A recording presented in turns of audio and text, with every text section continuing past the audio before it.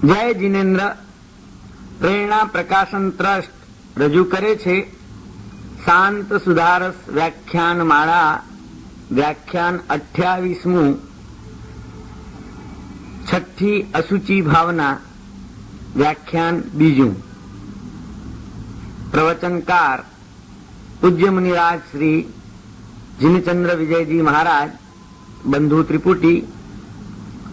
પ્રવચન સ્થળ ત્રિશલા નગર, TG pavilion, Mahalakshmi, Mumbai 26. પ્રવચન સમય તારીખ 14 ઓગસ્ટ 1987 ને શુક્રવાર. ભાવૈરેવપુરિદમતિ મલિનમ વિનય વિબોધય માનસનલીનમ ભાવૈરે વપુરિદમતિ મલિનમ પાવનમનોચિંતય વિભુમેકમ પરમમહોદય મુદિત વિવેકમ ભાવૈરે વપુરિદમતિ મલિનમ વિનય વિબોધય માનસનલીનમ. પરમ જ્ઞાની મહોપાધ્યાય વિનય વિજયજી મહારાજ શાંત સુધારસ નામના ગ્રંથમાં દેહને આત્માનું ભેદ જ્ઞાન કરવાની વાત કર્યા પછી દેહ જુદો છે અને દેહની અંદર વસનાર જે ચૈતન્ય તત્વ છે એ ચૈતન્ય જુદું છે. એ બંનેનો વિવેક કરીને જે દેહની અંદર હુંપણાની આપણે કલ્પના કરી છે, જેને હું માનીને અને મારું માનીને આપણે અનેક જાતની વિષમતાઓ અને વ્યાકુળતાઓ જીવનમાં ઊભી કરી છે, એ દેહ પણ કેવો છે, દેહનું સ્વરૂપ શું છે, એને પણ સારી રીતે અને સાચી રીતે સમજી લેવાની વાત છઠ્ઠી અસુચિ ભાવનામાં કરી રહ્યા છે. આત્માના સ્વરૂપનો વિચાર કર્યો, પરંતુ આત્માનો સૌથી વધુમાં વધુ સંબંધ જે તત્વની સાથે આજે કેળવાયેલો છે એ દેહના પણ સ્વરૂપને જો સમજી ન લઈએ તો એ દેહાધ્યાસ કે દેહ ઉપરની આપણી આસક્તિ, એ આસક્તિ ટળી શકે નહીં. આજે આપણા જીવનની અંદર આપણે વધુ ને વધુ પાપો જો કરતા હોઈએ તો એ આ અજ્ઞાનના કારણે છે. દેહને હું માની લેવાની ભૂલે અને દેહનું માત્ર બાહ્ય દર્શન કરવાની દ્રષ્ટિએ આપણા જીવનમાં અનેક પાપોને મોકળો માર્ગ કરી આપ્યો છે. આપણા દેહ ઉપરનું પણ માત્ર બહારનું દર્શન એ દેહની આસક્તિ જન્માવે છે અને બીજી વ્યક્તિનો પણ જ્યારે માત્ર આપણને દેહ દેખાય છે ત્યારે એના દેહના કારણે, દેહની બહારની ચમક દમક જોવાના કારણે, માત્ર દેહનું બાહ્ય દર્શન કરવાના કારણે જ આપણા ચિત્તમાં આસક્તિ અને વાસનાઓ જન્મે છે. જે બહારથી રૂડો રૂપાળો અને આકર્ષણનું કેન્દ્ર દેખાતો એવો દેહ એ અંદરથી કેવો છે, એ ખરેખર કેટલો બધો વિચિત્ર છે, એ વાત જો સમજાઈ જાય અને એ દર્શન કરતા આવડી જાય તો કદાચ કેટલીક આસક્તિઓ આપણી ઓછી થઈ ગયા વિના રહે નહીં. અને એટલા માટે અસુચિ ભાવનામાં આ દેહનું દર્શન કરવાની એક વાત વિનય વિજયજી મહારાજ કરે છે કે જે દેહને તમે સ્વચ્છ, સુંદર અને સ્વસ્થ બનાવવાનો અને રાખવાનો પ્રયત્ન સતત કરતા રહો છો, એ શરીરનો સ્વભાવ જ એવો છે કે તમે એને સ્વસ્થ રાખવાનો પ્રયત્ન કરો પણ એ અસ્વસ્થ બન્યા વિના રહેવાનું નહીં. તમે એને ગમે એટલું સુંદર બનાવવા માટેની મહેનત કરો, પરંતુ થોડોક સમય ગયો નથી અને એ શરીરનો સ્વભાવ જ એવો છે કે એમાંથી એવા અશુદ્ધ પદાર્થો બહાર નીકળી રહ્યા છે કે વળી પાછું સુંદર પણ શરીર અસુંદર બન્યા વિના રહેવાનું નહીં. માટે એવા શરીરની અંદર સુંદરતાની કલ્પના, સ્વચ્છતાની કલ્પના અને વ્યામોહ એ માત્ર અજ્ઞાની માણસો જ કરી શકે. જ્ઞાની પુરુષો ક્યારે પણ આ દેહનું દર્શન કરીને એમાં આસક્ત બનવાની ભૂલ કરે નહીં. જ્યાં ઉપર છલ્લું દર્શન છે ત્યાં આસક્તિ આવ્યા વિના રહેશે નહીં. જ્યાં એનું ભીતરી દર્શન થઈ જશે ત્યારે અનાસક્તિ જાગ્યા વિના રહેશે નહીં, આસક્તિ શિથિલ બની ગયા વિના રહેશે નહીં. મલ્લી કુમારી જે તીર્થંકર નો આત્મા છે પણ સ્ત્રી દેહે જન્મ લીધો છે અને અદ્ભુત સૌંદર્ય અને ઉગડતું યૌવન જ્યારે એમને પ્રાપ્ત થયું છે, ત્યારે ભર યુવાનીમાં આવેલી મલ્લી કુમારીને પરણાવવા માટે વિદેહાધિપતિ મિથિલાનો રાજા કુંભ રાજાએ પ્રયત્નો શરૂ કર્યા છે. અનેક ઠેકાણે મલ્લી કુમારીના ચિત્રો મોકલવામાં આવે છે અને એ ચિત્ર જોઈ જોઈને કેટલા રાજકુમારો એની ઉપર મોહિત બન્યા છે.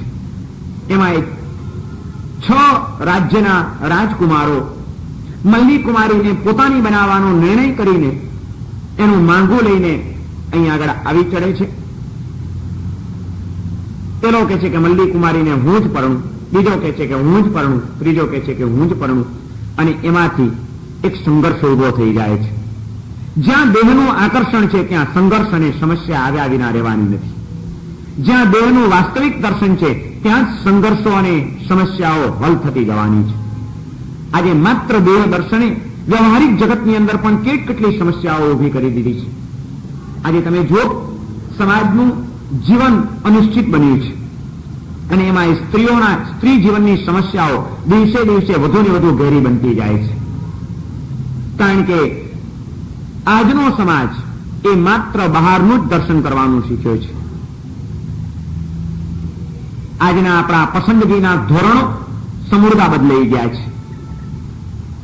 જે સમાજની અંદર અને જે દેશની અંદર ગુણવત્તાનું માધ્યમ હતું, ગુણ દર્શનનું, ત્યાં આગળ આજે માત્ર વ્યક્તિની પસંદગીની પાછળના માધ્યમો બીજા જ કોઈક બનવા માંડ્યા. રૂપ અને રૂપિયાના આકર્ષણો વધી ગયા. અમુક વર્ગ એવો છે કે જે રૂપિયાના જ આકર્ષણથી દરેક વસ્તુને કે દરેક વ્યક્તિને કે દરેક પરિવારને મૂલવે છે કે ભાઈ આ ઠેકાણે આપણે આપણી દીકરી આપવી છે કે એની દીકરી લેવી છે. એ પૈસાદાર ઘર છે, એની સ્થિતિ કેવી છે, બિઝનેસ કેવા છે, બંગલો કેવો છે, સુખી જ માણસ છે ને, પૈસા સિવાય કંઈ જોવું નથી. તો આજનો યુવાન વર્ગ કદાચ એને પૈસાની દ્રષ્ટિ નહીં હોય, રૂપિયાની, તો એ રૂપની પસંદગીની અંદર મોહાઈ ગયો છે કે દેખાવ કેવો છે, રૂપ કેવું છે, પર્સનાલિટી અને બ્યુટી છે કે નહીં, એ હોય તો બીજું બધું ચલાવી લેવા. આ રૂપ અને રૂપિયાના આકર્ષણોએ અને પસંદગીના કેળવાઈ ગયેલા આ માધ્યમોએ આજે ઘણી બધી વિષમતાઓ ઉભી કરી દીધી છે અને લગ્ન જીવન આજે સમસ્યારૂપ બનતું જાય છે. આજે ઘરની અંદર યુવાન દીકરીઓ હોય તો મા બાપોની ચિંતાઓ કેવી હોય છે એ તો જે અનુભવતા હોય એ જ જાણતા હશે.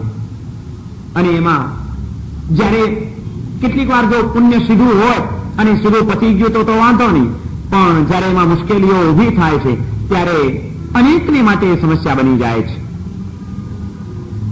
કન્યાઓની પસંદગી કરવા માટે યુવાનો આવતા રહે, આવીને નાપાસ કરતા રહે. નહીં, હાઈટ બરોબર નથી, રૂપ બરોબર નથી.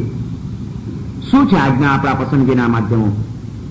હાઈટ છે, વ્હાઈટ છે, કાં તો વ્હાઈટ નથી બ્લેક છે તો ન ચાલે, કાં વ્હાઈટ છે પણ હાઈટ બરોબર નથી મળતી, એક ઊંચો છે ને એક નીચું છે તો ન ચાલે.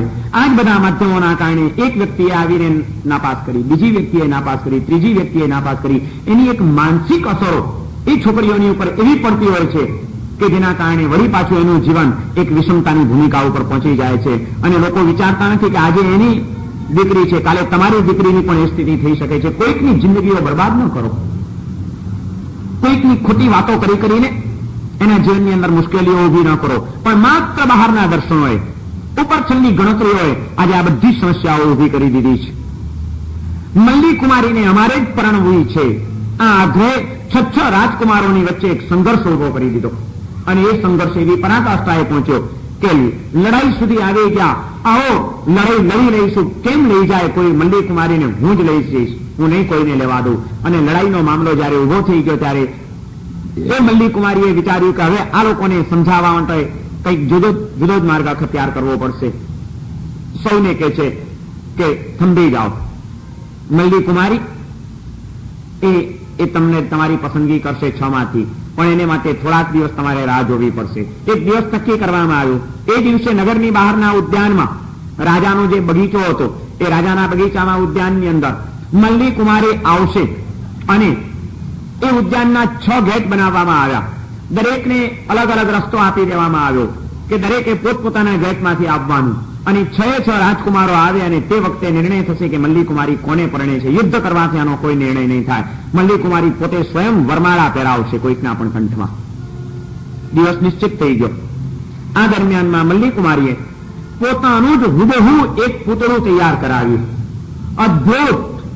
કોઈ પણ ભલભલો માણસ એકવાર થાપ ખાઈ જાય કે આ સાચે સાચ જીવંત વ્યક્તિ છે કે એનું કોઈક સ્ટેચ્યુ છે, પૂતળું છે, એવી થાપ ખાઈ જાય એવું સારામાં સારા કલાકારોને રોકીને હુબહુ એક પૂતળું બનાવ્યું, કોરું અંદરથી આખું અને ફોલ્ડિંગ, ઉપર ઢાંકણું આખું આમ ઢાંકી દેવાનું.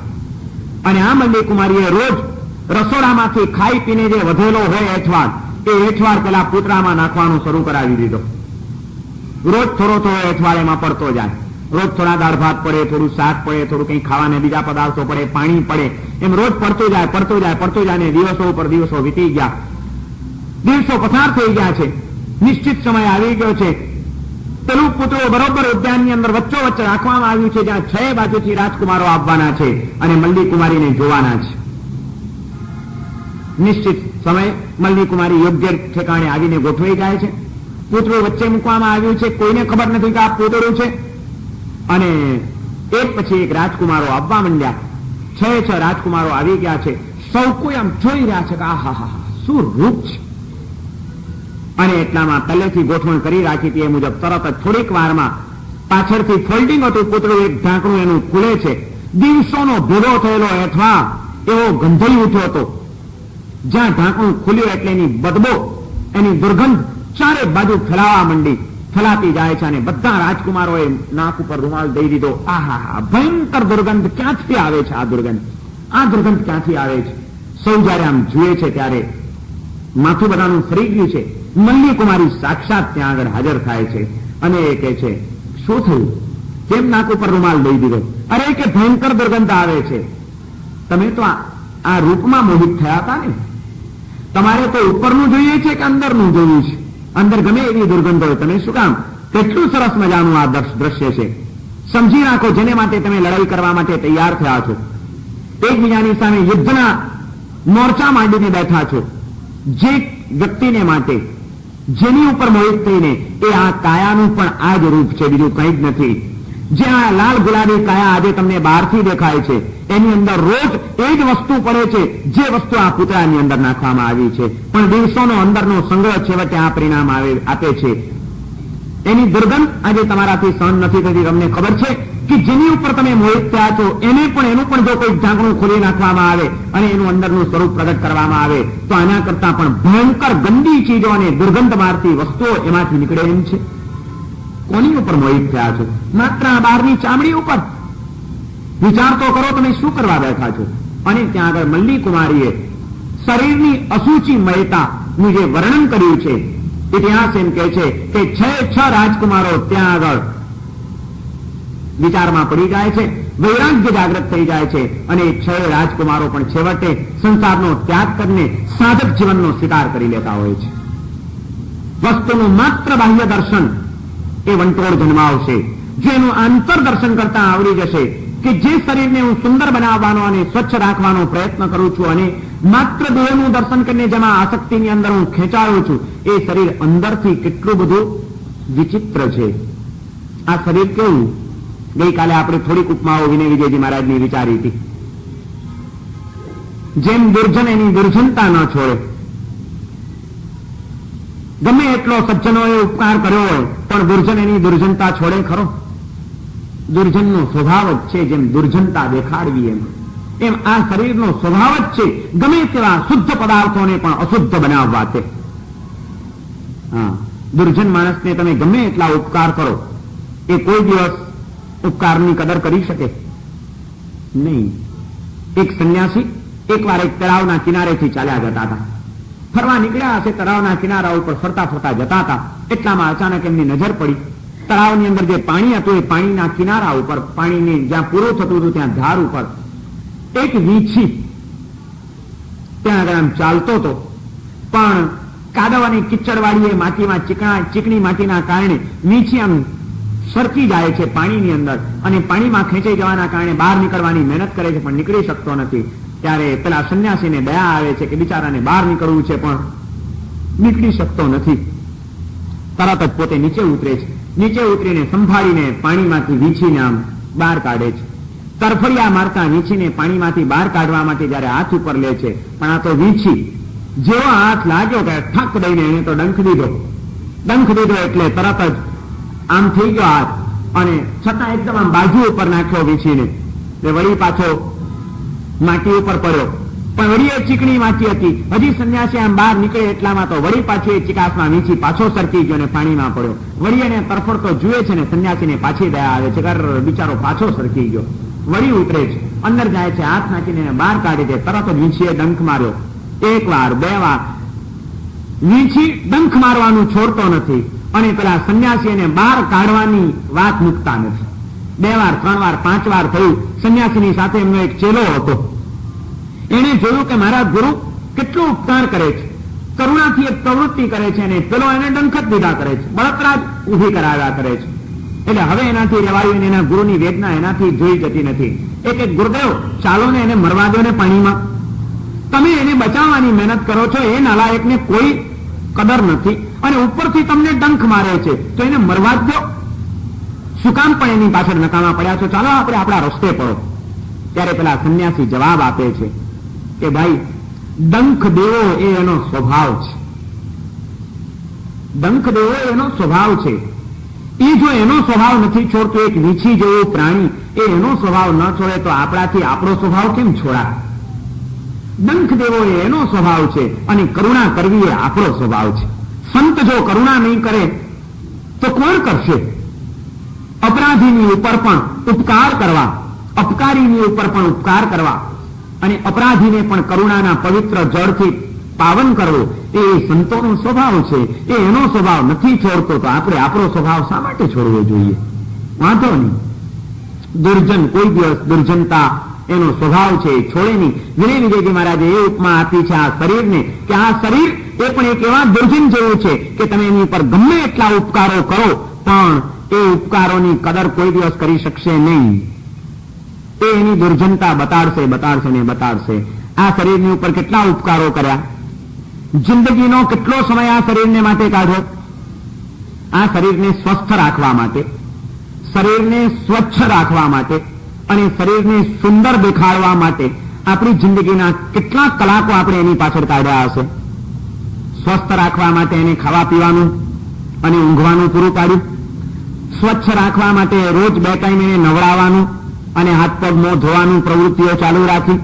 એ માટે જાત જાતના સાબુ, પરફ્યુમ્સ, અનેક વસ્તુઓ એ બધાનો ઉપયોગ કરતા રહ્યા. એને સુંદર બનાવવા માટે કેટલા સુંદર વસ્ત્રો, ઘરેણાઓ, આભૂષણો એ બધાથી એને શણગારવાના પ્રયત્નો કર્યા. આની પાછળ તનની, મનની, ધનની અને જીવનની કેટલી શક્તિઓ આપણે કામે લગાડી એનું કોઈ દિવસ આપણે ગણિત માંડ્યું છે ખરું? પણ આટલું જ એને સ્વસ્થ રાખવા માટે આટલા બધા પ્રયત્નો કર્યા. એ શરીર એની દુર્જનતા છોડે ખરું? કે તમે મને સ્વસ્થ રાખવા માટે આટલા બધા પ્રયત્નો કર્યા છે, તો હવે હું પણ તમને વધુ ને વધુ મદદ તો કરીશ જ. પર્યુષણ આવ્યા છે ને તમારે તપશ્ચર્યા કરવી છે, વાંધો નહીં, ઝુકાવો, હું તમને ઢીલા નહીં પડવા દઉં, હું સાથ આપીશ, આડાઈ નહીં કરું. કોઈ તૈયારી ખરી એની? ના, એ તો એની દુર્જનતા છોડવાનું જ નહીં. એને તમે 2 દાડા ખાવાનું ના આપ્યું એટલે કહે છે કે હું તો લાંબુ થઈને સૂઈ જઈશ, હું તને સપોર્ટ નહીં કરું. હવે તું વ્યાખ્યાનમાં ન જઈ શકે, હવે તું નિરાંતે પ્રતિક્રમણ ન કરી શકે, હું તને એવો ઢીલો કરી નાખું, તું કાંઈ કરી જ ન શકે, હું તારા સહયોગમાં નહીં રહું, તારે મારી ખાતર બધું કરવાનું. શરીર એનો સ્વભાવ છોડતો જ નથી. વિનય વિજયજી મહારાજ કહે છે કે આ શરીરને એના સાચા સ્વરૂપમાં ઓળખી લો તો એની ઉપર ખોટી આસક્તિઓ વધશે નહીં તમારી. અને એ આસક્તિના કારણે આ શરીર દ્વારા ન કરવાના કામો કરવા માટે કે પાપ બંધનો કરવા માટે તમે કદાચ તત્પર નહીં બની શકો. પછી તમારે જાગૃત બની જ જવું પડશે કે નહીં, આ શરીર આવું તો હવે સાવધાનીથી જ એની સાથે વર્તવા દો. એ સ્વસ્થ શરીર સદાય સ્વસ્થ રહેવાનું નથી. આ એનો સ્વભાવ જ એવો છે કે પોતે તો સ્વચ્છ નથી, પરંતુ એના સંપર્કમાં જે કોઈ સ્વચ્છ વસ્તુઓ આવે એને પણ એ અસ્વચ્છ બનાવનાર છે. આ શરીરનો સ્વભાવ કેવો? એ અસ્વચ્છને સ્વચ્છ બનાવે કે સ્વચ્છને અસ્વચ્છ બનાવે? સરસ ધોયેલા, ઇસ્ત્રી ટાઈટ કરેલા ચોખ્ખા કપડા તમે સવારે પહેરો પણ આ શરીરનો સંપર્ક એ સ્વચ્છ કપડાને થયો એટલે સાંજે એ કપડા કેવા પાછા પરસેવાની ગંધ મારતા, અનેક ડાગાડુગીથી ખરડાયેલા, સાવ ચીમળી ગયેલા, અનેક સળ અને કરચડીઓ પડી ગયેલા કે તમારે કોઈ મિટિંગમાં જવું હોય તો એ પહેરીને જવાનું મન ન થાય, સાંજે જ વળી પાછા બદલવા પડે. સવારના આટલા સરસ મજાના કપડા અડધા જ દિવસની અંદર આવા કોણે કરી નાખ્યા? ક્યાંથી આ પરિવર્તન આવી ગયું? શરીરનો સ્વભાવ જ એવો છે કે એ પોતે સ્વચ્છ વસ્તુઓને પણ અસ્વચ્છ બનાવે. એક બહુ સરસ એક ઠેકાણે એક ચિંતકે ઉપમા આપી હતી આ શરીરને કે આ શરીર એક કારખાનું છે, પણ દુનિયા કરતા જુદી જાતનું કારખાનું. દુનિયાભરના કારખાના તમે જોઈ આવો, દુનિયાનું કોઈ પણ કારખાનું જોવા જઈશું તો એમાં જયારે કાચો માલ દાખલ થાય ત્યારે કેવો હોય? તદ્દન ખરાબ. અને પ્રોડક્ટ થઈને માલ જયારે બહાર નીકળે ત્યારે કેટલો અપ ટુ ડેટ. કોઈ કાગળની મિલ જુઓ કે બીજા કોઈ કારખાનાઓ જુઓ, ગમે તે જુઓ, એમાં જયારે કાચું મટીરિયલ બધું આવતું હોય છે, કચરા પટ્ટીઓ જેટલી આવતી હોય, કારખાનાની અંદર જયારે માલ દાખલ થાય છે ત્યારે કેવો હોય છે? કાગળની મિલો જોઈ છે? ડૂચા, કચરા, પ્લાસ્ટિકના કટકા, ગમે તેવી ગંદી વસ્તુઓ, આ બધું હોય. એ બધું જયારે અંદર દાખલ થાય ને એનો માવો થઈ જાય અને માવો થઈને અપ ટુ ડેટ જયારે કાગળ થઈને બહાર નીકળે ત્યારે કારખાનામાં માલ દાખલ થાય ત્યારે એકદમ ખરાબ હોય છે અને પ્રોડક્ટ થઈને જયારે બહાર નીકળે છે ત્યારે એકદમ અપ ટુ ડેટ ને સુંદર હોય છે. દુનિયાભરના કારખાનાઓ આવા. આ એક જ શરીર એક એવું કારખાનું છે કે જેમાં માલ દાખલ થાય ત્યારે બહુ અપ ટુ ડેટ હોય અને પ્રોડક્ટ થઈને બહાર નીકળે ત્યારે બધા દુનિયાભરના કારખાનાઓ કરતા આ કારખાનું જુદું. આમાં માલ નાખો ત્યારે કેવો હોય? કંદોઈને ત્યાંના 100 કેસમાં પડેલી મીઠાઈ એ તમે લાવો અને અહીં કારખાનામાં નાખો ત્યારે હાથમાંથી મોઢામાં જાય ત્યારે બરફી કેવી હોય? અને એ બરફીનું રૂપાંતરણ થઈ જાય પછી કેટલું વિચિત્ર કારખાનું કે સારામાં સારી ચીજને પણ ખરાબમાં ખરાબ બનાવી દે. એકદમ જોવી પણ ન ગમે, અડવી પણ ન ગમે એવી ખરાબ વસ્તુ બનાવનારી જો કોઈ શક્તિ હોય તો તે આ શરીર છે કે એના સંપર્કમાં સારી ચીજ આવે તો એ ખરાબ થઈ જાય. દુનિયાભર કરતા ઊંધું આ કારખાનું. અને માટે ગુણી વિજયજી મહારાજ કહે છે કે આ શરીરને ઓળખી લો. એમાં બહુ આસક્ત બનવા જેવું નથી, એને બહુ લાલન પાલન કરાવીને એને ઉન્મત્ત બનાવવા જેવું નથી. આ શરીર એક સાધન છે, સાધન તરીકે એને સાચવી લેજો, પણ એની અંદર પાગલ બનતા નહીં તમે. જો એ પાગલપણું આવ્યું તો મુસીબત ઉભી થઈ જશે. અને આ આસક્તિને તોડવા માટે બીજું કંઈ કરતા ના આવડે તો સતત આ એક જ વિચાર કરવાનો કે આ શરીરનું સ્વરૂપ કેવું, સ્વભાવ કેવો, કે જે આ જાતનું કારખાનું છે. વિનોબાજીએ એક ઠેકાણે લખ્યું છે કે માણસને વૈરાગ્ય જગાડવો હોય તો બીજું કંઈ કરવાની જરૂર નથી. માત્ર રોજ સવારે મળનું દર્શન કરતા જો માણસ શીખી જાય તો પણ એને વૈરાગ્ય આવી જાય. મળનું દર્શન વિનોબાજીએ લખ્યું છે કે મળનું દર્શન કરતા શીખો. માણસ મળ જુએ પોતાનો તો પણ એને ખ્યાલ આવી જાય કે આ શું છે, શેનું પરિણામ છે. આ પદાર્થ એક વખત કેવો હતો, થોડાક જ કલાકો પછી શું થઈ ગયું, અને આટલું બધું વિપરીત પરિણામ લાવનાર જેના સંગના કારણે આ પરિસ્થિતિ થઈ છે એવા આ શરીરની અંદર મોહાવા જેવું શું છે, આસક્ત બનવા જેવું શું છે. માત્ર બહારની ચમક દમક સિવાય બીજું દેખાય છે શું આમાં? પણ માણસને મળના પણ દર્શન કરતા નથી આવડતા. કોઈ દિવસ એનું એ ચિંતન કર્યું છે? એ ચિંતન કર્યું હોત તો શરીરની આસક્તિ ચોક્કસ થોડી ઘણી તો ઓછી થઈ ગઈ હોત. જે કોઈ સાધક આત્માઓ સાધનાના માર્ગે આગળ વધ્યા છે કે સિદ્ધિઓ પ્રાપ્ત કરી છે એ દરેકના જીવનની અંદર આપણે જોવા જઈશું તો આવા જ કોઈ તત્વબિંદુઓ અને તત્વચિંતનો કામ કરી ગયા છે. એમને વાસ્તવિકતાનું દર્શન કરતા આવડ્યું તો આપણને જગતની કોઈ પણ વાસ્તવિકતાનું દર્શન કરતા નથી આવડતું. આપણે આત્માને પણ એના સાચા સ્વરૂપમાં નથી ઓળખી શક્યા, અને એ આત્મા જે દેહમાં રહે છે દેહને પણ એના સાચા સ્વરૂપમાં ઓળખી નથી શક્યા. માટે જ બધી ગરબડો ઊભી થઈ ગઈ છે. બધા દર્શનો આપણા અપૂર્ણ દર્શનો છે, અધૂરા દર્શનો છે, ઉપર છલ્લા દર્શનો છે, અને માત્ર બાહ્ય દર્શનો છે. આંતર દર્શન કરતા શીખવું પડશે. કોઈ પણ વસ્તુનું આંતર દર્શન કરતા શીખો. સંસારના તમામ પદાર્થો એવા છે અને આ શરીર પણ એવું છે કે જે સતત પરિવર્તનશીલ છે. એવા પરિવર્તનશીલ એવા પદાર્થોમાં અને પરિવર્તન પામતા જતા એવા દેહમાં ક્યાંય આસક્ત થવા જેવું નથી. જેને પદાર્થની પરિવર્તનશીલતાનું આ તત્વજ્ઞાન સમજમાં આવી જાય, એને કોઈ પણ પરિસ્થિતિ અકળાવી શકે નહીં અને કોઈ પણ પરિસ્થિતિ એને લલચાવી શકે નહીં કે મૂર્છિત અને મોહિત કરી શકે નહીં. સુબુદ્ધિ નામનો એક મંત્રી હતો, રાજાનો મુખ્ય મંત્રી, બહુ કુશળ, બહુ હોશિયાર. રાજાને એની ઉપર ખૂબ ખૂબ પ્રેમ, ગમે ત્યાં જાય રાજા એની સાથે ને સાથે રાખે. એક વખત રાજા એક સવારી ઉપર નીકળ્યા છે, ફરવા માટે નીકળ્યા છે, અનેક કારભારીઓ સાથે છે, બધાની સાથે ને સાથે જ રાજા આગળ ને આગળ વધતા જાય છે. સુબુદ્ધિ મંત્રી પણ ભોગવો છે. ગામની બહાર નીકળી ગયા દોડ દોડ, અને ગામની બહાર એક નીક વહેતી હતી. આખા ગામનું ગંદુ પાણી એમાં ભેગું થતું હતું. એ ગંદા પાણીને લઈ જતી એક નીક ગટર ચાલી જતી હતી. એટલું બધું ગંદુ પાણી હતું ને એવી ભયંકર દુર્ગંધ મારતું હતું. જ્યારે રાજાની સવારી ત્યાં આગળ પહોંચી એટલે ખુદ રાજા, એના બધા કારભારીઓ બધાએ નાકે રૂમાલ દઈ દીધા કે આહા, માથું ફાડી નાખે એવી દુર્ગંધ છે. સુબુદ્ધિ મંત્રીએ પણ આ રૂમાલ દઈ દીધો, પણ પેલા કારભારીઓથી તો આ દુર્ગંધ સહન નથી થતી.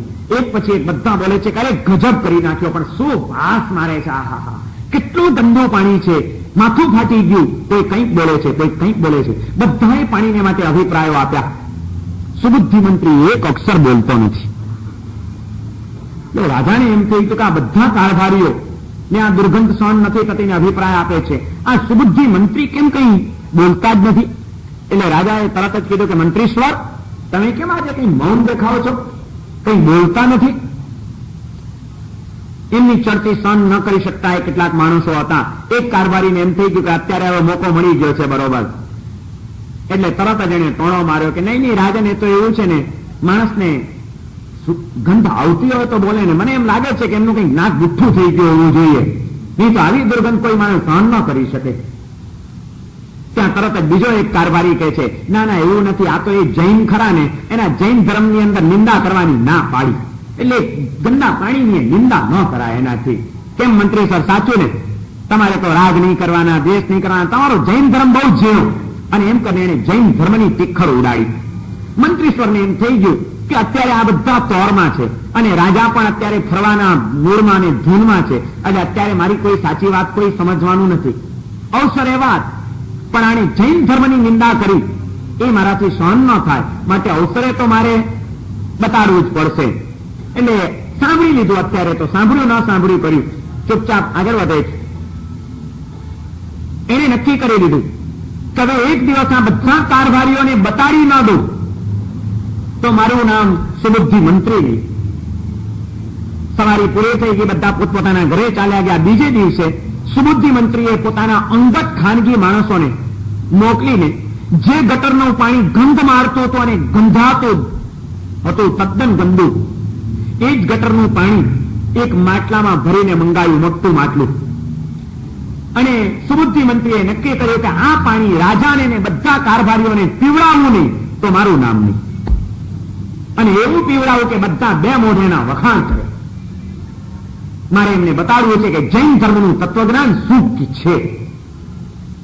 પાણી મંગાવી લીધું, ગુપચુપ પોતાના મહેલની અંદર નીચે ભોયરામાં એની ઉપર એને પ્રયોગો શરૂ કરી દીધા. ફટકડી વગેરે દ્રવ્યો મંગાવ્યા અને એ ફટકડી એમાં નાખીને, ફટકડીનું કામ એવું, માટી વાળું દોડાયેલું ગંદુ પાણી હોય, તમે એમાં સહેજ ફટકડી નાખો તો બધો કચરો નીચે બેસી જાય, પાણી ચોખ્ખું થઈ જાય. આ થઈ શકે, ગમે એવું ગંદુ પાણી હોય માટી વાળું, એને ચોખ્ખું કરવું હોય તો માત્ર એક ફટકડી જોઈએ આટલી. અમે લોકો અમારે ઘણી વાર એવું કરવું પડે. ગામડાઓમાં વિહાર કરતા ગયા હોઈએ, કોઈ તળાવના કે એવા દોડાયેલા બધા ગંદા પાણી આવે, ઉકાળીને લોકો વરાવે, પણ માટી વાળું દોડાયેલું પાણી હોય, જોઈએ તો જ ખ્યાલ આવી જાય કે કેટલી બધી માટીને કચરો છે અંદર. તો તે વખતે અમે આવું કરીએ, થોડીક ફટકડી નાખીએ, ફટકડી નાખી દઈએ પરાતમાં, એટલે બધી માટી નીચે બેસી જાય, કાચ જેવું પાણી ચોખ્ખું થઈ જાય. પેલા સુબુદ્ધિ મંત્રીએ આ ગટરના ગંદા પાણીને ફટકડી વગેરે દ્રવ્યો નાખીને એકદમ ચોખ્ખું કરી નાખ્યું. અને એ પછી જીણી પણ રજ હજી એમાં કોઈ રહી ન જાય, મોટો મોટો કચરો તો બધો નીકળી ગયો, ગાળી નાખ્યું, કચરો કાઢીને પછી માટી બેસાડી દીધી. પછી એને 7 માટલા ગોઠવ્યા, એકની ઉપર બીજું, બીજાની ઉપર ત્રીજું, ત્રીજાની ઉપર ચોથું, એમ 7 માટલા, અને તદ્દન નવા માટલા છિદ્રો વાળા કે જેમાંથી પાણી જમ્યા જ કરે. અને એમાં સૌથી ઉપરના 7મા માટલાની અંદર એને પેલું ગટરવાળું ફટકડીથી ચોખ્ખું કરેલું પાણી નાખ્યું. પાણી અંદર આવ્યું, એ બીજામાંથી ત્રીજામાં આવ્યું, ત્રીજામાંથી ચોથામાં આવ્યું, ગળતું જાય છે, ગળતું જાય છે, ટપક ટપક ટપક પાણી ટપકતું જાય, ગળતું જાય, ચોખ્ખું થઈ નીચે નીચે નીચે આવતું જાય. 7મા માટલામાં તો એકદમ ચોખ્ખું પાણી. હવે એની ઉપર એને તરત જ સુગંધી દ્રવ્યો નાખ્યા, એસન્સ નાખ્યા, મધુર દ્રવ્યો નાખ્યા અને એવું સરસ મજાનું શરબત બનાવ્યું, એમાંથી એને પીણું બનાવ્યું, તૈયાર કર્યું. પછી મંત્રી પોતે ચાખે છે, અદ્ભુત સ્વાદ છે. ઉચ્ચ દ્રવ્યો નાખીને સરસ મજાનું શરબત બનાવ્યું છે. અને સુબુદ્ધિ મંત્રીએ પોતાના ઘરમાં પોતાના દીકરાનો કોઈક જન્મદિવસનો પ્રસંગ આવતો તો એ નિમિત્તે એક ભોજન સમારંભ ગોઠવ્યો. રાજાને આમંત્રણ આપ્યું, બધા કારભારીઓને આમંત્રણ આપ્યું, બધા કારભારીઓને આમંત્રણ આપ્યું છે. રાજા પણ આવ્યા છે, બધા જમવા માટે બેઠા છે. સુંદર મજાની ભોજન સામગ્રી પીરસાય છે.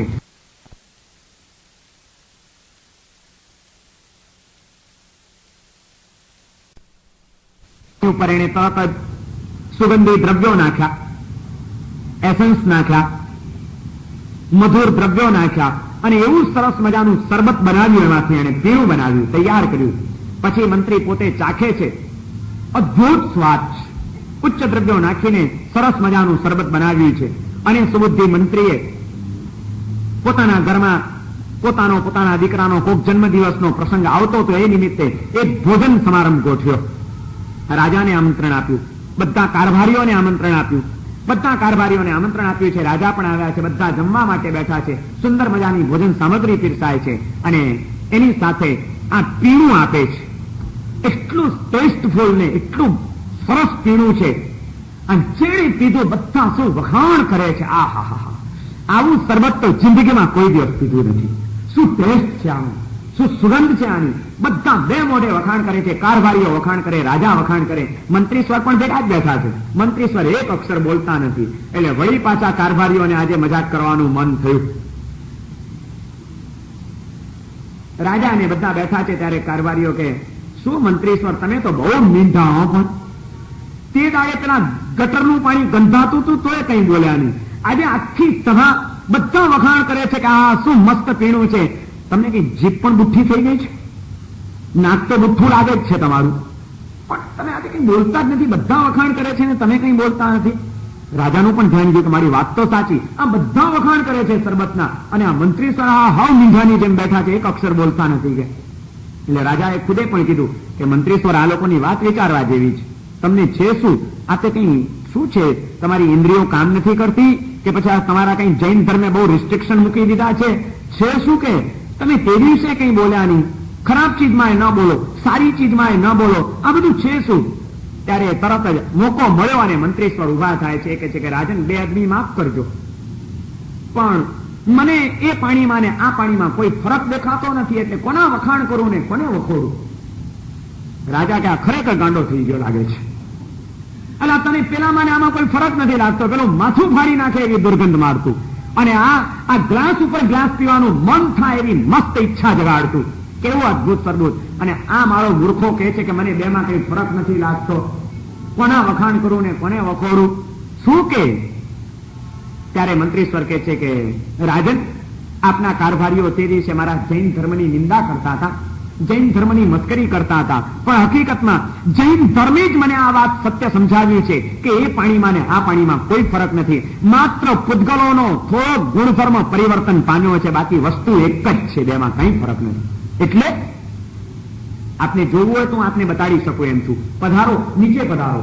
અને એને નીચે ભોયરામાં લઈ જાય છે, જ્યાં પેલા 7 માટલા ગોઠવેલા હતા ત્યાં આગળ લઈ જઈને કહે છે કે રાજન, હમણાં આપે જે શરબત બહુ પ્રેમથી પીધું એ બીજું કંઈ જ નથી, એ જ ગટરનું પાણી છે. હે? હા, એ જ, બીજું કંઈ જ નહીં.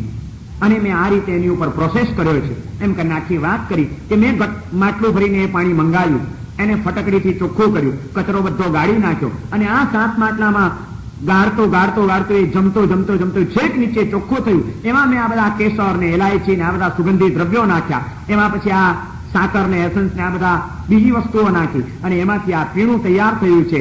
જે એક દિવસ ગંધ મારતું ગટરનું પાણી હતું એ જ એક દિવસ સુગંધ વહેવડાવતું એક સુંદર મજાનું શરબત પણ બની શકે છે.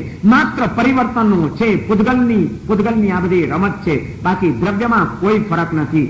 સારું દ્રવ્ય પણ આવતીકાલે ખોટું અને ખરાબ બની શકે છે અને ખરાબ દ્રવ્ય પણ આવતીકાલે સારું બની શકે છે. અને માટે અમારો જૈન ધર્મ કહે છે કે કોઈ પણ પૂતગલની ઉપર મોહિત થતા નહીં અને કોઈ પણ પૂતગલને જોઈને અકળાતા નહીં. પૂતગલ માત્ર પરિવર્તનશીલ છે. આ અમારા જૈન ધર્મનું તત્વજ્ઞાન છે રાજન. અને માટે જ હું ગંધ મારતી કોઈ દુર્ગંધ મારતી ચીજ આવે ત્યાં કોઈ અકળામણ નથી અનુભવતો. ઠીક છે, નાકે રૂમાલ મેં પણ દઈ દીધો હતો, પણ એમાં એની નિંદા શું કરવાની? મનની સ્વસ્થતા ટકાવી રાખવી જોઈએ. અને આને અત્યારે કદાચ સરસ મજાનું શરબત છે તો મેં પણ પીધું, પણ એમાં આટલા બધા ગાંડા શું થઈ જવાનું? કારણ કે આખરે તો એ પણ એક પૂતગલની માત્ર રમત છે, બીજું કંઈ જ નથી. અને એવું તત્વજ્ઞાન જેને મળ્યું હોય એ આવી નાની નાની બાબતોમાં રાગ અને દ્વેષ કરી ન શકે, એમાં લલચાય અને અકળાય એ ક્યારેય બની ન શકે. રાજન, બીજું કંઈ જ નથી.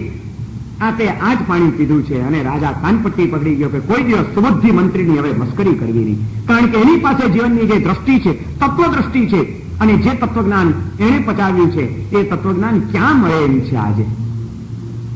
વિનય વિજયજી મહારાજ અસુચિ ભાવનાનું આ ચિંતન આપણી સમક્ષ રજૂ કરતા આપણને પણ આ જ વાત સમજાવી રહ્યા છે કે જે શરીરનો સુંદર પર્યાય અત્યારે તમે જોઈ રહ્યા છો એ શરીર હકીકતમાં પરિવર્તનશીલ છે. એ પૂતગલોના પણ ગુણધર્મોને બદલાતા વાર નહીં લાગે. આજની લાલ ગુલાબી અને અલમસ્ત કાયા આવતીકાલે સાવ ફિક્કી ફસ અને કરચલીઓથી લબડી પડેલી એક જુદી જ અવસ્થા ધારણ કરી લેશે. જેની ઉપર આજે તમે મોહિત થાવ છો એ ચહેરો કદાચ કાલે જોવો પણ ન ગમે એવું સ્વરૂપ પકડી લેશે. માટે માત્ર દેહનું દર્શન કરીને ક્યાંય અટવાતા નહીં, પણ એ દેહની અંદર બેઠેલું એક જે ચૈતન્ય તત્વ છે એને જોતા શીખી જાઓ. દેહની અંદર રહેલો આત્મા જ્યારથી દેખાવા માંડશે આપણો અને બીજાઓનો, ત્યારથી આપણો આખો વ્યવહાર બદલાઈ જશે. આપણી જાત પ્રત્યેનો અને જગત પ્રત્યેનો પણ. આપણી જાત માટે પણ આપણે યોગ્ય વ્યવહાર નથી અદા કરી શકતા. આ માનવ દેહની અંદર એક કેવી વિરલ વિશેષતા પડેલી છે, એક કેવી મહાન તાકાત પડેલી છે. અને આત્મા જેવું એક તત્વ આ દેહને ધારણ કરીને શું અદભુત ચમત્કારો સર્જી શકે એમ છે એનો વિચાર આપણે કોઈ દિવસ કર્યો જ નથી. કારણ કે આપણે માત્ર દેહનું જ ચિંતન કર્યું, દેહની અંદર રહેલા ચૈતન્યનું ચિંતન કરવાનું આપણે ભૂલી ગયા. માટે આપણે આપણા કર્તવ્યોથી ભ્રષ્ટ બની ગયા. અને બીજા કોઈ પણ વ્યક્તિને પણ જોવાની આવી ત્યારે માત્ર આપણે એનું દેહ જ જોતા રહ્યા અને દેહ દ્રષ્ટિએ, દેહના દર્શને આપણા ચિત્તમાં અનેક જાતની આસક્તિઓ ઊભી કરી દીધી. આપણે એનું માત્ર બહારના રૂપનું દર્શન કરીને ન કરવાના વિચારો કર્યા, ન બાંધવાના પાપો બાંધ્યા અને અનેકની સાથે એવો અનુચિત વ્યવહારો કર્યા કે જે આપણું અને અનેકનું અહિત કરી રાખ્યા વિના રહે નહીં. કારણ કે આપણને માત્ર એનો દેહ દેખાતો હતો, પણ એની અંદર પણ એક પરમાત્મા સ્વરૂપી આત્મા વસી રહ્યો છે. એ આત્માનું દર્શન કરતા આપણે કોઈ દિવસ શીખ્યા જ નહીં. આ શરીર એને સાચા અર્થમાં ઓળખવું પડશે. વિનય વિજયજી મહારાજે એક એક ઉપમાઓ આપી છે. દારૂના ગળા જેવું છે, લસણ જેવું છે, ઉકરડાના ઢગલા જેવું છે. આ બધી વાતો ગઈકાલે એમણે આપણને બતાડી. આજે એમણે કીધું કે આ એક વિચિત્ર કારખાનું છે. કોલસો છે, કોલસાને ધોવાનો ગમે એટલો પ્રયત્ન કરો, કોલસો કોઈ દિવસ ધોળો થાય? કાળો કોલસો એને કેટલા સાબુ ઘસી નાખો તો સફેદ થઈ જાય. એમ આ શરીર જે અસુચિમય છે અને શુદ્ધ પદાર્થને પણ અશુદ્ધ બનાવનાર છે, એની ગમે એટલા પ્રયત્નો કરો એ શુદ્ધ કાયમ માટે બની રહે એ અશક્ય વાત છે. માટે અશક્યને શક્ય બનાવવાના પ્રયત્નોમાં જિંદગીની શક્તિઓને વેડફી નાખતા નહીં, પણ જે આ જીવનની અંદર શક્ય છે એ શક્યને પામી લેવા માટે જીવનની અમૂલ્ય પળોને કામે લગાડી દે. અસુચિ ભાવના આપણને આ એક જ પ્રેરણા આપે છે. અને એ તો જ બની શકે કે જો આ મૂલ્યાંકન કરતા આપણને આવડ્યું હોય તો, કે જે સૌંદર્યને શોધવા માટે હું બહાર ભટકી રહ્યો છું એ સૌંદર્ય બહારમાં નથી, અંદરમાં જ છે. એ સૌંદર્ય દેહમાં નથી, આત્મામાં છે. તો આત્માના એ સૌંદર્યને પ્રગટ કરવાનો પ્રયત્ન કરવા દે. બહાર જો ફાંફા માર્યા કરીશ તો મારી એ ભૂખ ક્યારેય પણ પૂર્ણ થવાની નથી, સંતુષ્ટ થવાની નથી. કારણ કે સૌંદર્ય બહારમાં નથી, અંદરમાં છે. દેહ સુંદર નથી, આત્મા સુંદર બની શકે છે. તો જે સુંદર બનવાની શક્યતા છે એને સુંદર બનાવવાનો પ્રયત્ન કરવો, કે જે ક્યારેય પણ સ્વચ્છ અને સુંદર બની શકવાનું જ નથી, એને સ્વચ્છ અને સુંદર રાખવા માટે જીવનની અમૂલ્ય પળોને ખર્ચી નાખી. શું કરવું? આપણા પ્રયત્નો હંમેશા બહાર રહ્યા છે. આપણે કોઈ દિવસ અંદરમાં જાતને ઓળખવાનો પ્રયત્ન ન કર્યો. બીજા આત્માઓની સાથે સંપર્કમાં આવ્યા પછી પણ દેહનો જ વ્યવહાર કર્યો. આપણે દેહ દ્રષ્ટિથી જ એની સાથે આપણે જોતા રહ્યા. ક્યારે પણ એની અંદર મારી જેવો એક આત્મા વસી રહ્યો છે, આ વિચાર કરીને એની સાથેના વ્યવહારને સમ્યક બનાવવા માટે આપણે કોઈ દિવસ કોઈ પ્રયત્નો ન કર્યા. જીવાત્માઓની સાથેના વ્યવહારમાં દેહ દ્રષ્ટિ મોડી પડશે અને આત્મદ્રષ્ટિ જો કેળવાશે કે દરેકમાં આનામાં પણ મારી જેવો અંદરમાં આ દેહમાં પણ એક આત્મા વસે છે, કે જે આત્મા અનંત સુખનો સ્વામી છે, જે આત્મા પરમાત્માનું એક સ્વરૂપ છે, એવો એક આત્મા દેહમાં વસી રહ્યો છે. આ ખ્યાલ જ્યારે આવશે ત્યારે અનેક જીવો સાથેનો અનુચિત વ્યવહાર આપણો અટકી જશે.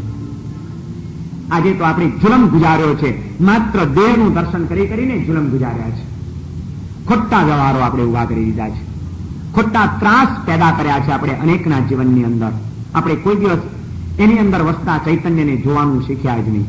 અને એ જો જોતા આવડી જાય તો સૌંદર્ય અંદરથી જ મળે એમ છે, આનંદ અંદરથી જ મળે એમ છે. ધન્યતા સાચી જીવનની તો જ પ્રાપ્ત થઈ શકશે. ખરેખરો જે ખજાનો છે સૌંદર્યનો એ આત્મામાં પડેલો છે અને આપણે શોધી રહ્યા છીએ બહાર માટે. કોઈ દિવસ આપણી એ ભૂખ આજ સુધી પૂર્ણ થઈ નથી. જે જ્યાં પડ્યું હોય ત્યાં શોધવું જોઈએ, પણ માણસ કોઈ દિવસ પોતાનામાં તપાસતો નથી, બહાર ફાંફા માર્યા જ કરતો હોય છે. એક શેઠ એકવાર ઉઘરાણીએ નીકળ્યા. ગામડામાં ઉઘરાણી હતી અને વિચાર કર્યો કે 2-4 દિવસ ફરી આવું, જે 5-10 ગામડા પતે એટલા પતાવી આવું અને જેટલી ઉઘરાણી મળે એટલી લઈ આવું. શેઠ ઉઘરાણીએ જવા માટે નીકળ્યા છે. ગામની બહાર નીકળ્યા, પગપાળા જવાનું હતું ગામડાઓમાં. એક ઠેકાણે એમણે પોતાનું સેન્ટર રાખ્યું હતું, હેડ ઓફિસ, કે એક સારું ગામ હતું સેન્ટરમાં. ત્યાં આગળ એક ધર્મશાળામાં એક રૂમ હતી અને એ રૂમમાં એમણે વિચાર કર્યો કે અહીં રહીશ, રોજ દિવસે આજુબાજુના એક બે ગામડા ફરી આવવાના, સાંજ પડે એટલે આવીને પાછું આ ધર્મશાળામાં આપણા રૂમમાં આવી જવાનું. અને એમ કરીને એ નીકળ્યા રસ્તામાં ચાલ્યા જાય છે એટલામાં એક ઠગ એમને ભેટી ગયો, બીજો ઉઠાવગીર. અને ઉઠાવગીર મળી તો ગયો, ભેગા ચાલ્યા જાય છે એટલે વાતમાં ઉઠાવગીરે જાણી લીધું ક્યાંના છો ને ક્યાં જાઓ છો ને શું કરો છો ને.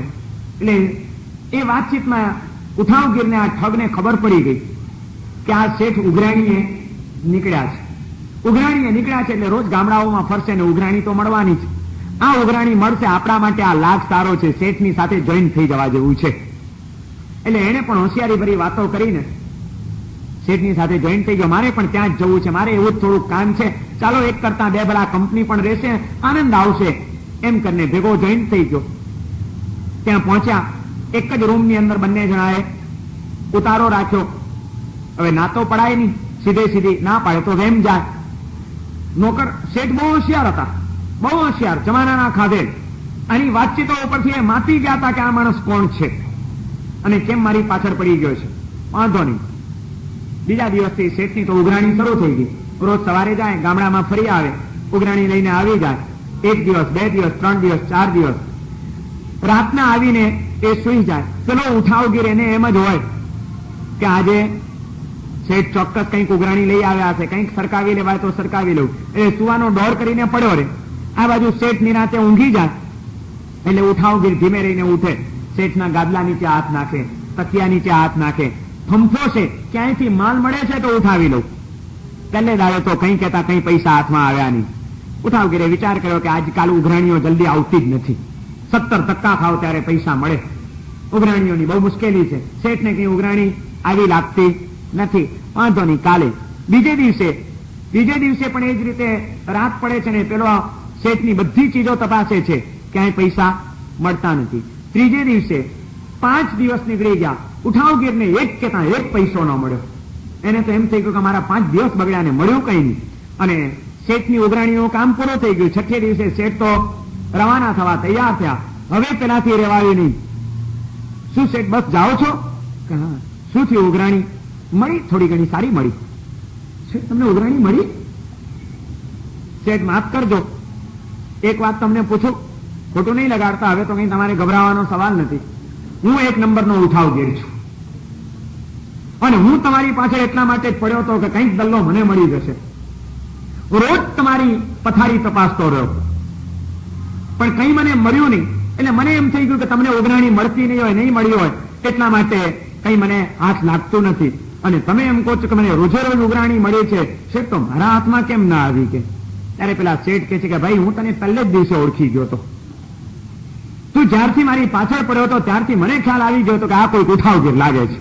અને એટલા માટે હું એક જ કામ કરતો હતો, રોજે રોજ ઉઘરાણી લાવતો હતો. પણ ઉઘરાણી લાવીને તું જરાક આગો પાછો થાય ત્યારે હું તારા ગાદલાની નીચે મૂકી દેતો હતો. તે રોજ મારું ગાદલું તપાસ્યું, તારા ગાદલા નીચે તે કોઈ દિવસ તપાસ્યું જ નહીં. મારા પૈસા તારા ગાદલા નીચે સલામત હતા.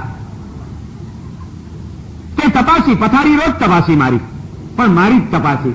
ખરેખર જ્યાં માલ હતો ત્યાં તે કોઈ દિવસ તપાસવાનો પ્રયત્ન જ ન કર્યો. અને એટલા માટે હું બહુ નિશ્ચિંત થઈને ઊંઘી જતો હતો, કારણ કે મને ખબર હતી કે તું મારું આડું અવળું કંઈક ફંફોસવાનો જ છે. પણ એ મને ખબર હતી કે આટલી અક્કલ તારામાં નહીં હોય, માટે તો તારું ગાદલું કોઈ દિવસ નીચે જવાનો જ નથી. ખરેખર ખજાનો જ્યાં હતો ત્યાં આગળ પેલાએ કોઈ દિવસ 5 દાડામાં હાથ જ ન નાખ્યો, પ્રયત્ન જ ન કર્યો. અને જ્યાં નહોતું ત્યાં રોજ શોધતો રહ્યો, કંઈ એને મળ્યું જ નહીં. વિનય વિજયજી મહારાજ કહે છે, સૌંદર્યની ધૂનમાં નીકળેલો આ જીવાત્મા, જે અનંત સૌંદર્ય એના અંતરની અંદર પડેલું છે, એને જોવાની દ્રષ્ટિ જેને ગુમાવી દીધી છે. અને જ્યાં સૌંદર્ય નથી એવા દેહને જ કેન્દ્રમાં રાખીને એ દેહ દ્રષ્ટિ કેળવીને એને આમાં જ સુંદરતાના ખ્યાલો બાંધ્યા, એમાંથી જ આનંદ મેળવવાના પ્રયત્નો કર્યા. માટે એના પ્રયત્નો અને એના ખ્યાલો ઠગારા નીવડ્યા છે. આજ સુધી તમારે સૌંદર્યનો અનુભવ કરવો છે, સ્વસ્થતા અને આનંદની અનુભૂતિઓ પ્રાપ્ત કરવી છે, તો દેહ દ્રષ્ટિને છોડવી પડશે, આત્મદ્રષ્ટિને જગાડવી પડશે. આત્માને કેન્દ્રમાં રાખીને દર્શન કરતા શીખો. જાતનું અને જીવાત્માઓનું કોઈ પણ વ્યક્તિને જુઓ ત્યારે માત્ર એના દેહને નહીં જોતા, એનામાં એ દેહની અંદર રહેલા એક પવિત્ર ચૈતન્યને જોવાનું શીખી જાઓ, તો તમને કોઈક અદભુત તત્વની પ્રાપ્તિ થઈ જશે. વિનય વિજયજી મહારાજ આપણા ચિત્તની આસક્તિઓને તોડી નાખવા માટે દેહ અને આત્મા ભિન્ન હોવા છતાં પણ આજે આ દેહની અંદર જ આત્મબુદ્ધિ કેળવવાના કારણે આત્મા જે રવાડે ચડ્યો છે એ એની દેહાધ્યાસને તોડી નાખવા માટે અસુચિ ભાવનાનું ચિંતન બતાવે છે કે આ શરીર કેવું છે એ વિચારી લો, અને એ પછી શરીરની આસક્તિ, શરીરની મૂર્છા, શરીરનું મમત્વ ખસેડીને એ દેહની અંદર જે આત્મા છે એ આત્માનું દર્શન કરતા શીખી જાઓ, આત્માનો વિચાર કરતા શીખી જાઓ, તો કંઈક કામ થઈ જશે. અસુચિ ભાવનાનું પૂર્ણાહુતિ કરતા વિનય વિજયજી મહારાજ છેલ્લે એક જ વાત બતાડે છે, કેવલ મલમય પુદ્ગલ નિચયે અસુચિ કૃત શુચિ ભોજન સિચયે. કેવલ મલમય, એકલા મળોથી ભરેલા અનેક જાતની ગંદકીઓના ગાડા રૂપ એનાથી ભરેલા દેહની અંદર અસુચિ કૃત શુચિ ભોજન સિચયે. જે શુચિ એટલે શુદ્ધ વસ્તુ અને સુંદર ભોજનને પણ ગંદુ અને ખરાબ અને અશુચિમય બનાવી દે છે. વપુસી વિચિંતય પરમીય સારમ શિવ સાધન સામર્થ્ય મુદારમ. એવા શરીરની અંદર વપુસી વિચિંતય પરમીય સારમ, એવા પણ આ શરીર જે એકલી ગંદકીનું જ કેન્દ્ર છે, તદ્દન ગંદો છે, અશુચિમય છે, એવા પણ આ દેહની અંદર વપુસી વિચિંતય પરમીય સારમ, પણ આ શરીરની અંદર પણ એક સાર પડેલું છે. શિવ સાધન સામર્થ્ય મુદારમ. શિવ સાધનનું સામર્થ્ય, મોક્ષ પ્રાપ્તિની સાધના કરવાનું સામર્થ્ય જો ક્યાંય પડેલું હોય તો ત્યાં માનવ દેહમાં જ પડેલી છે. તાકાત, એ સામર્થ્ય આ દેહની અંદર પડેલું છે. એનું પણ તું દર્શન કરી લે. શરીર અશુચિમય છે એનું જેમ ચિંતન કરજે, એમ સાથે એ ચિંતન કરજે કે એવા અશુદ્ધ એવી આ કાયાની અંદર જ શિવ સાધનનું સામર્થ્ય પડેલું છે. એ સામર્થ્યને જો પ્રગટાવી લઉં તો મારું તો કામ થઈ જાય. અશુદ્ધ અને ગંદા એવા દેહની અંદર વારંવાર આવવાનું અને બંધાવાનું જ મારું ટળી જાય, દેહમાં પુરાવાનું ટળી જાય. એવી જો ઈચ્છા હોય તો દેહમાં રહીને જ, એ દેહને જ ઓળખીને એ દેહની અંદર પડેલી એક જે મહાન શક્યતા છે સાધનાની, એ શક્યતાનો ઉપયોગ કરી લો. શિવ સાધન સામર્થ્ય મુદારમ. આ માનવ દેહ એટલે કોઈ મામૂલી દેહ નથી, સામાન્ય અવતાર નથી. મોક્ષ પ્રાપ્તિનું સામર્થ્ય જો કોઈ દેહની અંદર હોય, ચારે ગતિની અંદર, તો માત્ર માનવ ગતિની અંદર જ છે. દેવો પણ જે સાધના નથી કરી શકતા એવી ઉચ્ચ કક્ષાની સાધના કરવાની તાકાત માત્ર માનવને જ મળેલી છે. અને એટલા માટે તો દેવો પણ ઝંખતા હોય છે. સમ્યક દ્રષ્ટિ દેવો હંમેશા એ ઝંખના કરતા હોય છે કે અમને ક્યારે માનવનો અવતાર મળે. કરત કામના સુરપણ જાકી जिनको अनर्गल माया, જેમને અનર્ગળ માયા છે, અખૂટ વૈભવ અને સંપત્તિ છે, એવા દેવો પણ કરત કામના સુર પણ યાકી, સુરો એટલે દેવો પણ જેની કામના કરે છે, એવું આ માનવદેહ છે. એ માનવદેહ પ્રાપ્ત થયા પછી દેહમાં જ અટવાઈ જાય, એ જિંદગી ગુમાવી બેસે છે. દેહની અંદર રહીને એ દેહમાં પડેલી આ એક વિરલ શક્યતાનું દર્શન કરીને એનો ઉપયોગ કરતા જે શીખી જાય, એ આ જીવનને ધન્ય બનાવી જાય છે. દેહની મૂર્છામાંથી મુક્ત થવા માટે અશુચિ ભાવનાનું ચિંતન કરવું પડશે, અને અશુચિ ભાવનાથી ભાવિત થઈને આ દેહમાં પડેલી જે શક્યતા છે, આ દેહનો જે ઉપયોગ કરી લેવાનો છે, એ કરવા માટે તત્પર બનવું પડશે. દેહના જ લાલન પાલનમાં અટવાયેલા રહ્યા, દેહને જ સંભાળવામાં જિંદગી જો પૂરી કરે રાખી, તો નવા અનેક જન્મ મરણની પરંપરાઓ ઊભી થઈ જશે. શરીર છે એને સાચવો જરૂર, પણ સાચવવા પૂરતું જ. એને લાડ લડાવવાની જરૂર નથી. સાચવવું એ જુદી વાત છે ને લાડ લડાવવું એ, તમને ખબર છે કુંભારને ત્યાં ગધેડો હોય, એ ગધેડાની પણ સંભાળ લે કે નહીં કુંભાર? પણ શું કરે, એને રોજ શીરો ખવડાવે. કારણ કે કુંભાર સમજે છે કે માટી ઉપાડવા માટે આ જરૂરી છે, આજીવિકાનું સાધન છે. ગધેડા વિના મારો ધંધો નહીં ચાલે, એટલે ગધેડાને સાચવવો પડે, એને ખવડાવવું એ પડે, ભાડું આપવું પડે. પણ જેટલું એને સંભાળે એના કરતા સવાયું એની પાસેથી કામ પાછું લઈ લે. એમ જ્ઞાની પુરુષોએ કીધું છે કે આ શરીરને ગધેડાની જેમ વર્તવું, એની સાથે ભાડું આપવું, પણ કસ પૂરો કાઢી લેવો. હા, કુંભારની જેમ જ રહેવાનું. આપણને કુંભાર થતા આવડે? આ માનવ દેહનો કેવો દુરુપયોગ કર્યો આપણે. કોઈ ઠેકાણે આ માનવદેહ કામનો રહ્યો છે? આવું જેમાં શિવ સાધનનું સામર્થ્ય પડેલું છે, એવી આ માનવની કાયા મળવા છતાં આ કાયાનો આપણે ઉપયોગ શું કર્યો? જ્યાં આગળ નરમાંથી નારાયણ બની શકાય એવી શક્યતાઓ છે, એ નારાયણ થવાને બદલે નરમાંથી વાનર થવાના કોઈક વાનર વેડા તો શરૂ નથી કરી દીધા ને. ગઈકાલે એક ભાઈને ત્યાં પગલા કરવા ગયો હતો. વાતમાં કંઈક વાત નીકળી. એ ભાઈએ મને બહુ સરસ વાત કરી, નવી વાત મને જાણવા મળી. મને કે મારા સાહેબ, તમે કોઈ દિવસ માણસનો વિચાર કર્યો છે? મેં કીધું કેમ? એટલે મને કે આપણા ભારતીય સંસ્કૃતિની અંદર કેટલા દેવી દેવતાઓ છે. કોઈ પણ દેવી દેવતાઓને તમે લઈ આવો, કોઈ પણ દેવી દેવતા, અને કોઈ પણ દેવી દેવતાના વાહન તમે જુઓ.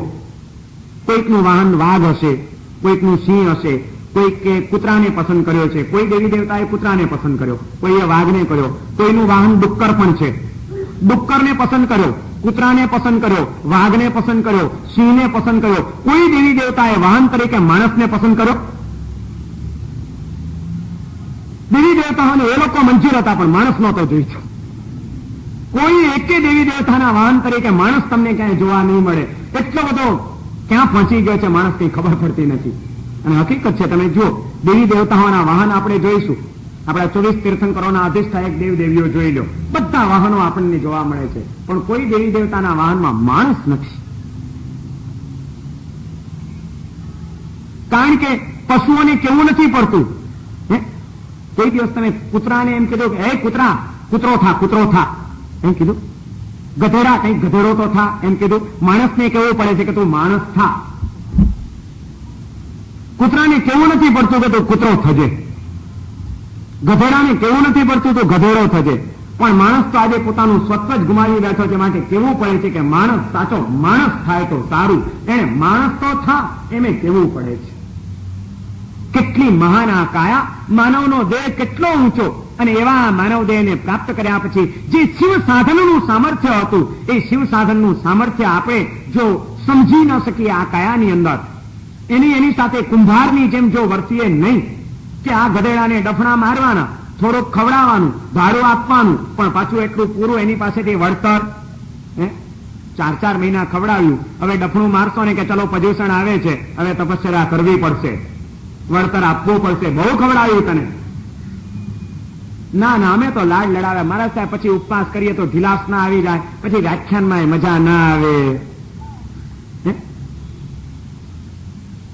મનના નબળા પડેલા માણસો કોઈ દિવસ કંઈ કરી શકતા જ નથી. અરે આટલી બધી જો શરીરની આપણે સગવડો સાચવી છે તો એની આગળ વળતર ન માંગી શકીએ અવસરે પણ કે કંઈક તો તારે સાધનામાં આવે, સહયોગી થવું પડશે. ચાલ વાંધો નહીં, પર્યુષણના દિવસો આવે છે, રોજ 2 કલાક 4 કલાક વ્યાખ્યાનો ચાલશે, તારે તતાર થઈને બેસવું પડશે. બહુ તને મખમલની સૈયાઓમાં સુવડાવ્યું છે, દંડો કોયલાના ગાદલાની અંદર આળોટાવ્યું છે, મજા બહુ કરાવી છે. હવે જરાક મને તારે પણ સહયોગ આપવો પડશે. હા, એ સારામ બહુ કર્યા છે, હવે જરાક શ્રમ પણ કરવો પડશે. ખવડાવવાની મહેનત તો બહુ કરી છે, હવે કંઈ ખાવાનું નહીં આપું, તે છતાં તારે મારા બધા કામોમાં સાથ આપવો પડશે. કઈ રાખ્યું છે ને, તૈયારી કરી લીધી છે, આવે છે હવે પર્યુષણ માથે. જો કે તમે લોકોએ તૈયારી કરી જ લીધી છે, કારણ કે અઠ્ઠમ કરીને આપણી નેટ પ્રેક્ટિસ હતી, પર્યુષણની નેટ પ્રેક્ટિસ હતી અઠ્ઠમે, કે બરોબર પ્રેક્ટિસ કરીને તૈયાર થઈ ગયા એટલે મજા આવી ગઈ કે નહીં. આમ તો કોઈ દિવસ કંઈ કર્યો નહોતો, પણ 3 ઉપવાસ કર્યા મારા સાહેબ, ખબર ના પડ્યો, એટલો સરસ અઠ્ઠમ થઈ ગયા, બધા બહુ કહેતા હતા મને. એટલે એનાથી હવે ઉત્સાહ હતો કે 3 માં તો ખબર નથી પડી, હવે કદાચ 8, 10, 12 કરીએ તોય કંઈ ખબર પડે કે ના પડે, વાંધો નહીં આવે. વિનય વિજયજી મહારાજ કહે છે, આ શરીરનું મૂલ્યાંકન કરતા શીખો. આ દેહની અંદર વિચિત્રતાઓ પણ ઘણી પડી છે અને વિશેષતાઓ પણ પડેલી છે. એ પડેલી વિશેષતાઓનો ઉપયોગ કરતા શીખી જાઓ તો આ શરીર એ શિવ સાધનનું સામર્થ્ય ધરાવનારું છે, એક મોક્ષનું પગથિયું બની શકે એમ છે.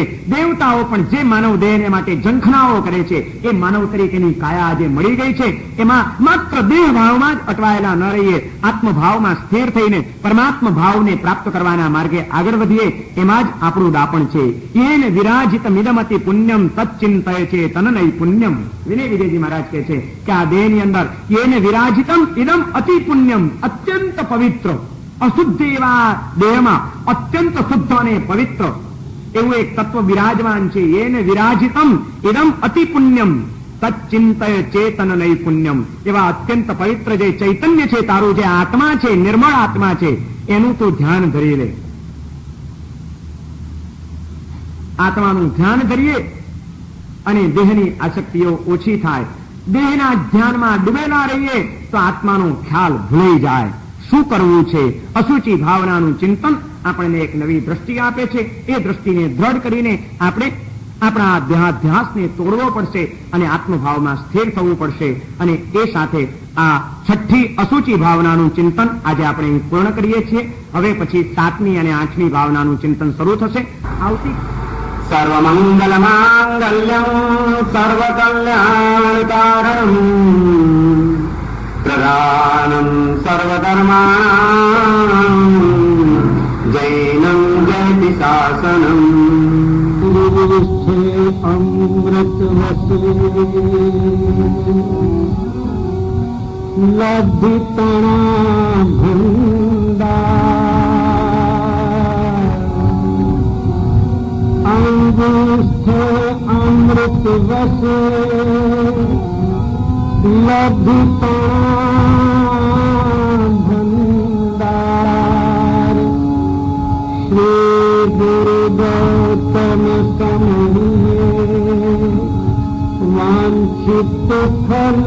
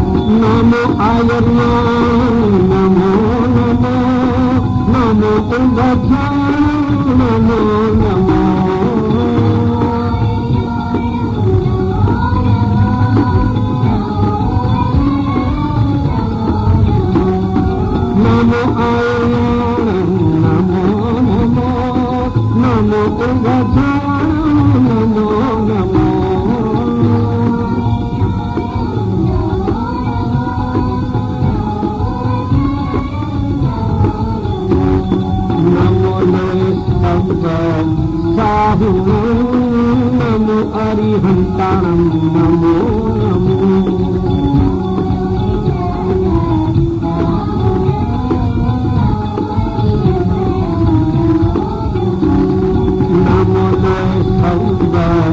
साधुनं नमो अरिहन्ताणं नमो नमो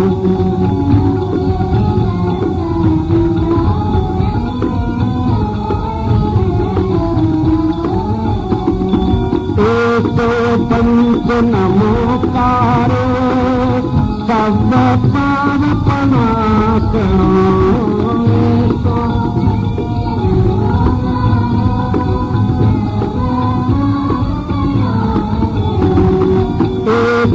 पंच नमोकार सर्व पावपनाशनो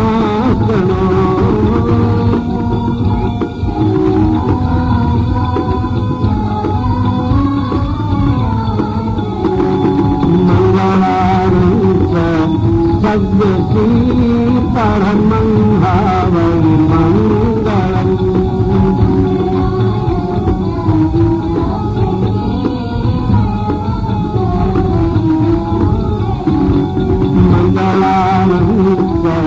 सव्यसी परमंहावै